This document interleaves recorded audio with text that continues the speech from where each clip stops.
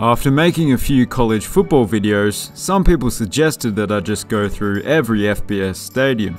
And it's a good idea, but there are just so many stadiums, so it makes sense to go conference by conference.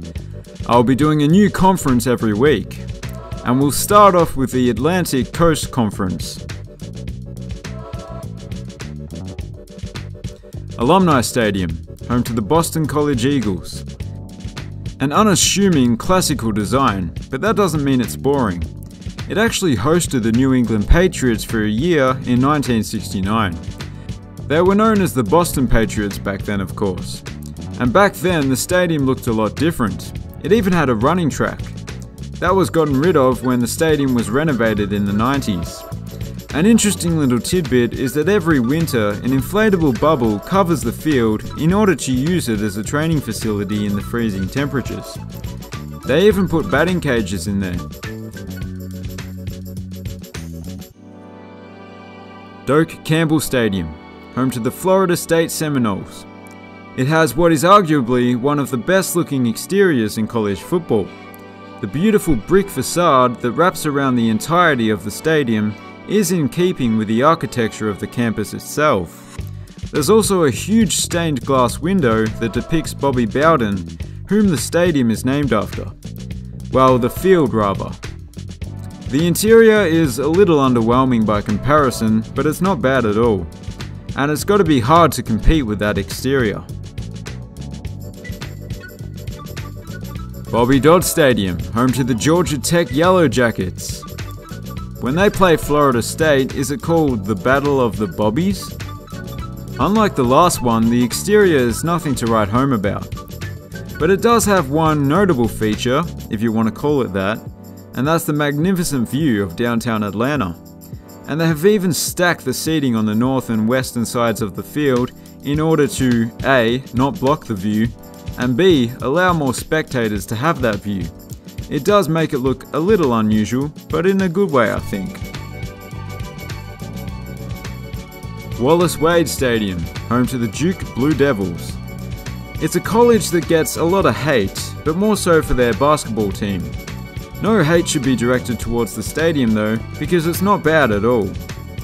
Just like Alumni Stadium, it too used to have a running track, but it was only removed 5 or 6 years ago after a major renovation.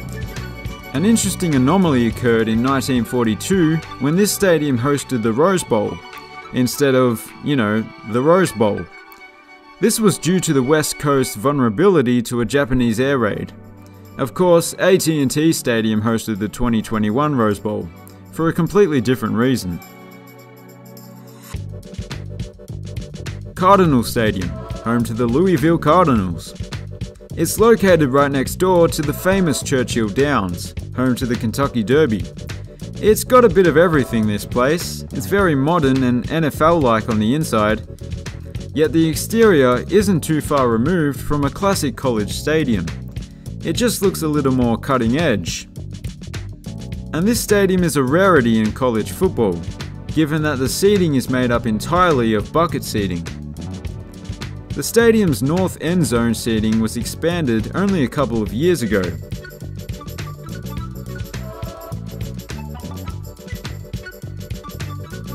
Scott Stadium, home to the University of Virginia Cavaliers.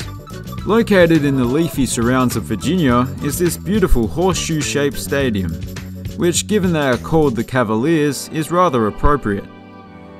A horse rides into the stadium before every game as well, so there's plenty of horse action. One of the stadium's best features, in my opinion, although some might disagree, is the grass hill behind one of the end zones, which, if the weather is good, seems like a nice place to sit back and enjoy the game. However, if it's raining, or even worse, snowing, it would be horrible. So you're really gambling when you purchase a ticket in this section. Carrier Dome, home to Syracuse Orange. Is their team named after the color or the fruit? That doesn't really matter, because their stadium is something very special.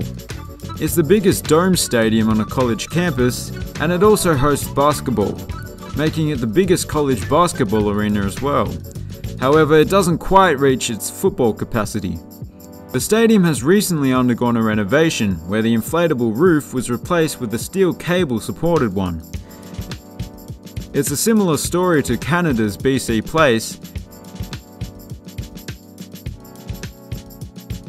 Clemson Memorial Stadium, home to the Clemson Tigers.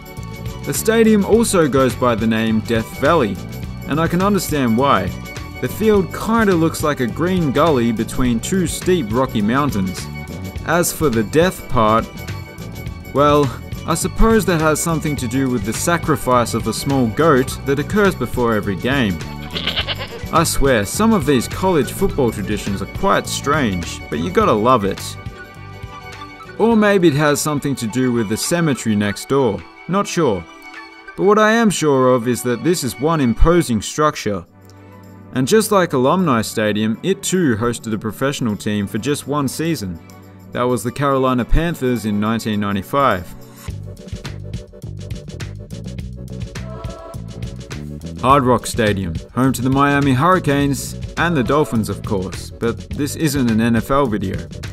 The stadium started off life in the 80s as a fairly simple stadium without any roof canopies.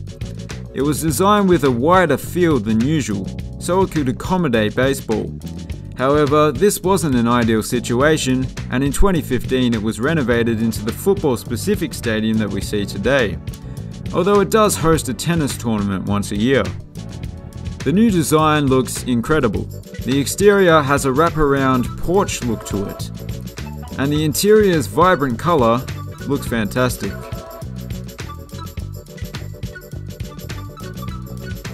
Heinz Field, home to the Pittsburgh Panthers, and the Steelers of course, and the fictional team the Gotham Rogues featured in The Dark Knight Rises. A lot of the time when a college team plays at an NFL stadium, it's an afterthought. But the Panthers were involved with the project from the get-go basically. It is just a stone's throw from PNC Park, one of the MLB's best stadiums. You don't get quite the same view from the seats of Heinz Field as you do from PNC Park, but the view is still pretty good if you're sitting in the right seats, due to the open end on the river side of the field. Oddly enough, both the Pirates and the Steelers' old stadium was situated right between the two new stadiums. Kenan Memorial Stadium, home to the North Carolina Tar Heels. It is considered by many to be the most beautiful stadium in college football. And that is up for debate, but it does have a lot going for it. For starters, there's plenty of trees surrounding the stadium, and a nice little clock tower. Also, the extensive use of brick throughout looks pretty good. And the metal bleachers were recently replaced with Carolina blue seats, which reduced the capacity but increased the audacity. No. That doesn't make sense. It made it look better and made it more comfortable for the fans. All that combined makes for a great stadium.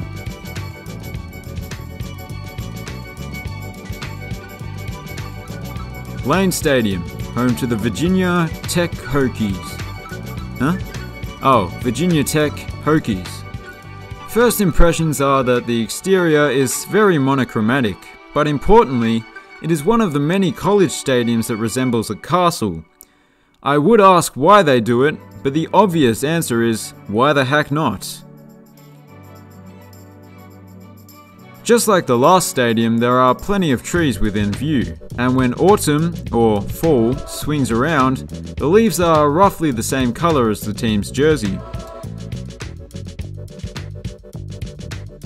The atmosphere at this stadium is known for being incredibly loud for its size.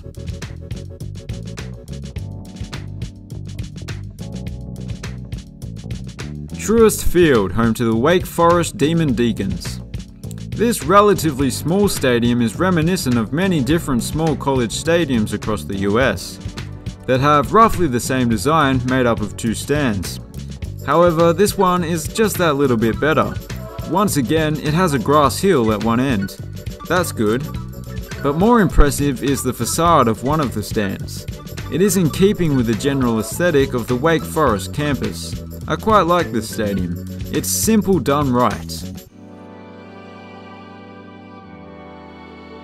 And last but not least, Carter Finley Stadium, home to NC State Wolfpack. Another stadium that did have a grassy hill behind the north end zone, up until a grandstand was constructed in the mid-2000s, which changed it from a horseshoe to a bowl stadium. The seating is now made up of a mix of bench and bucket seating. The facade of the main stand has more of a modern look than most of the other stadiums in this conference, and due to the fact that the field is sunken into the ground, the rest of the stadium doesn't really have an exterior. And those were the stadiums of the Atlantic Coast Conference. If you enjoyed the video, please consider subscribing. Thanks for watching, have a good one.